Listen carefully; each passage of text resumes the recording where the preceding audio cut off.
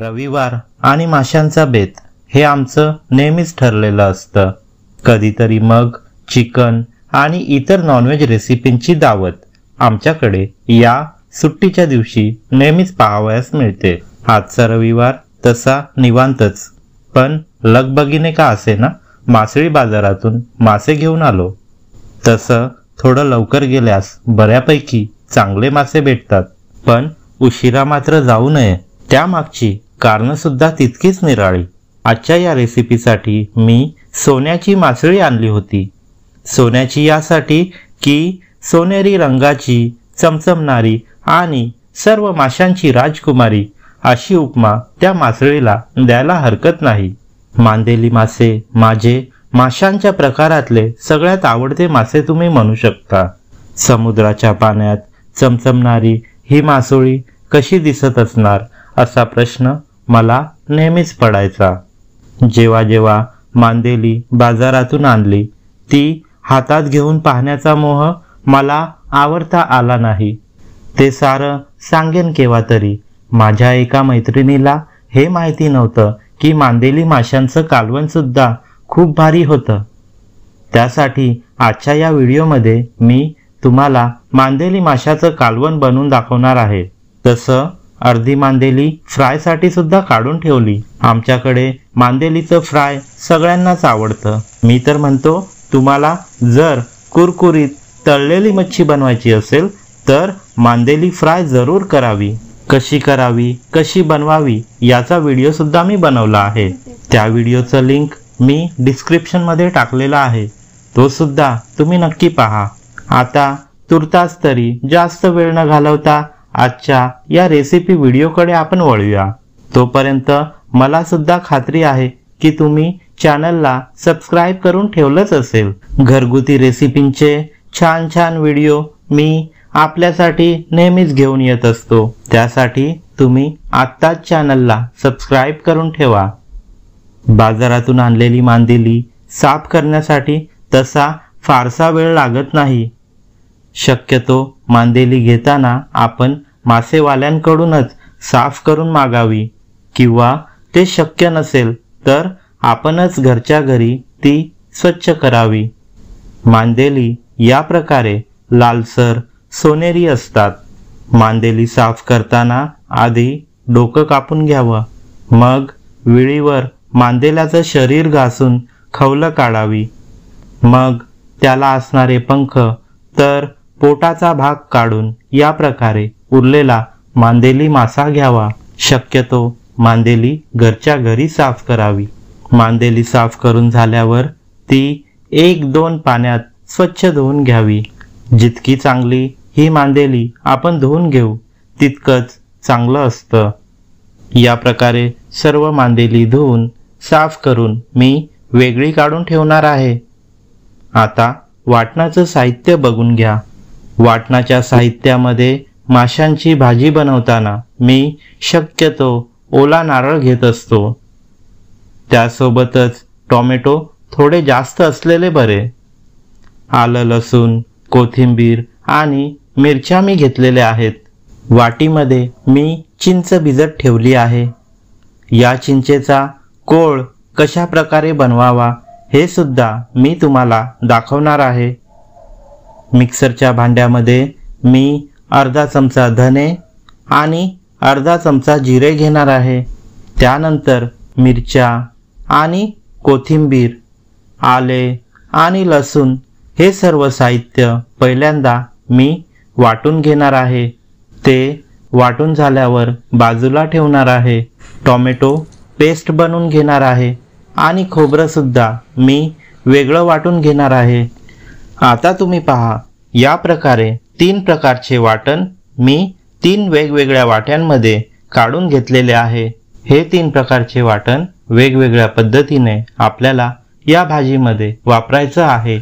मासे या प्रकारच्या रेसिपीमध्ये वाटणाची जशी महत्त्वाची भूमिका असते, तसंच चिंचेचं कोळ किंवा आंबट पदार्थ वापरण्याचं महत्त्व असतं. वेगवेगळ्या माशांच्या भाज्यांमध्ये वेगवेगळे आंबट पदार्थ वापरल्याने त्या माशाच्या भाजीला असणारा उग्र इसट वास बऱ्यापैकी कमी करता येतो। शिवाय चवीमध्ये सुद्धा बऱ्यापैकी चांगला फरक आपणास पाहावयास मिळतो। मांदेली माशाच्या कालवणामध्ये मी हे चिंचेचं कोळ वापरायचं ठरवलं। ते बनवण्यासाठी तसा फारसा वेळ लागत नाही, पण शक्यतो चिंच आधीच भिजत ठेवावी। चिंच पाण्यामध्ये मुरत ठेवल्यावर या प्रकारे पाण्यामध्ये कुस करून मग चोथा वेगळा करावा। शेवटी जो चिंचेचा रस किंवा पाणी शिल्लक राहतं तोच चिंचेचा कोळ होय। मांदेलीच्या कालवणासाठी लागणारी सर्व तयारी आता झालेली आहे। आता कढई गरम झाल्यावर कढईमध्ये तेल ओतायचं आहे। तेल गरम झाल्यावर फोडणीसाठी 4 ते 5 लसूण पाकळ्या टाकायच्या आहेत। त्या थोड्या लालसर झाल्यावर हे जे सुरुवातीचं आलं, कोथिंबीर आणि मिरच्यांचं वाटण केलं होतं ते मी टाकणार आहे। हे हिरवं वाटण सुरुवातीलाच वापरून घ्यावं। वाटण छान तेलामध्ये परतून घेतलं। आता त्यामध्ये लाल मिरची पावडर आणि मालवणी मसाला मी टाकणार आहे। तुम्ही हवं तर मच्छी मसाला टाकला तरी चालेल। हे सर्व मसाले मी परतून घेतले। आता अर्धा चमचा हळद सुद्धा यामध्ये मी टाकून घेणार आहे। सर्व मसाले व्यवस्थित परतले। आता मी टोमॅटो पेस्ट टाकणार आहे। टोमॅटो पेस्ट चांगली मिक्स करून टोमॅटोमधलं पाणी सुकेपर्यंत चांगल्या प्रकारे परतून घ्यायचे आहेत। तुम्ही बघू शकता या भाजीसाठी तयार होणारी तर्री आता तयार व्हायला सुरुवात झालेली आहे। कोणत्याही ओल्या माशांचे कालवण हे ओल्या खोबऱ्याच्या वाटणाशिवाय अपूर्ण असावे असं मला वाटतं। आपल्या कोकण किनारपट्टी भागात हे ओलं खोबरं कालवणामध्ये वेगवेगळ्या प्रकारे वापरलं जातं। तितकंच ते चविष्ट आणि स्वाद देणारं समजलं जातं। मांदेलीच्या या भाजीमध्ये वापरलेल्या या 3 प्रकारच्या वाटणामुळे ही भाजी जाडसर रस्सा असलेली तयार होणार आहे। आता यामध्ये स्वच्छ केलेले ओले मांदेली मासे टाकायला हरकत नाही। मांदेली टाकल्यावर या वाटणामध्ये मी ती मांदेली सावकाश मिसळून घेणार आहे। सर्व वाटण या मांदेल्यांना व्यवस्थित कोट झालं पाहिजे। मांदेली शिजण्यासाठी तसं जास्त पाण्याची गरज नसते, पण भातासोबत किंवा चपाती भाकरीसोबत रस्सा खाता यावा यासाठी मी पाणी ओतून घेणार आहे। हे पाणी शक्यतो साधं असावं, गार पाणी ओतू नये। चवीपुरतं मीठ टाकून घ्यावं। मांदेली शिजण्यासाठी झाकण मी ठेवणार आहे आणि निदान 5 मिनिटासाठी हे कालवण मंद आचेवर शिजवणार आहे।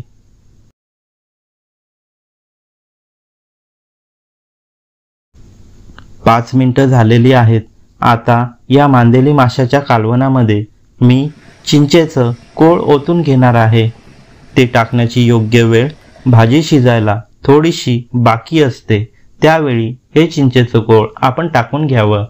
चिंचेचं कोळ टाकल्यावर आणखी 2 ते 3 मिनिटं ही भाजी आपल्याला शिजवून घ्यायची आहे।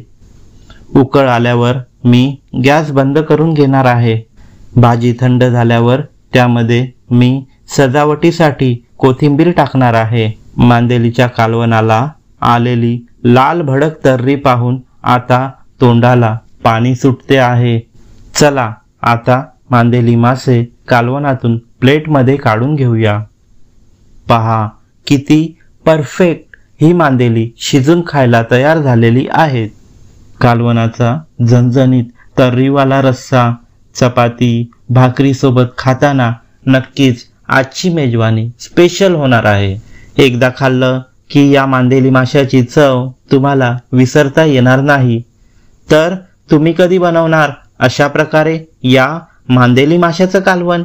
एकदा तरी नक्की बनवून पहा, फारच स्वादिष्ट लागतं। एकदा खाल्लं की या मांदेली माशाची चव तुम्हाला विसरता येणार नाही। आजचा व्हिडिओ कसा वाटला ते कमेंटमध्ये नक्की सांगा। खूप सारे माझे मित्र मैत्रीण अजूनही चॅनलला सबस्क्राईब करत नाही, तर सबस्क्राईब करा मित्रांनो। तुमच्या प्रतिक्रिया सपोर्टमुळे मला नेहमीच प्रोत्साहन मिळत असतं। माझ्या व्हिडिओचे लिंक तुम्ही तुमच्या मित्रमैत्रिणींसोबत शेअर करू शकता. ते सुद्धा या प्रकारे मांदेली माशाचं हे कालवण नक्की बनवून खातील. मांदेलीचे हे कालवण मी आता तांदळाच्या भाकरीसोबत पोट भरून खाणार आहे. तर मी आता तुमची रजा घेतो. पुन्हा मी भेटेन एका नव्या व्हिडिओमध्ये अशीच काहीतरी चमचमीत रेसिपी घेऊन. तोपर्यंत खात रहा, खुश रहा आणि आनंदी रहा. धन्यवाद.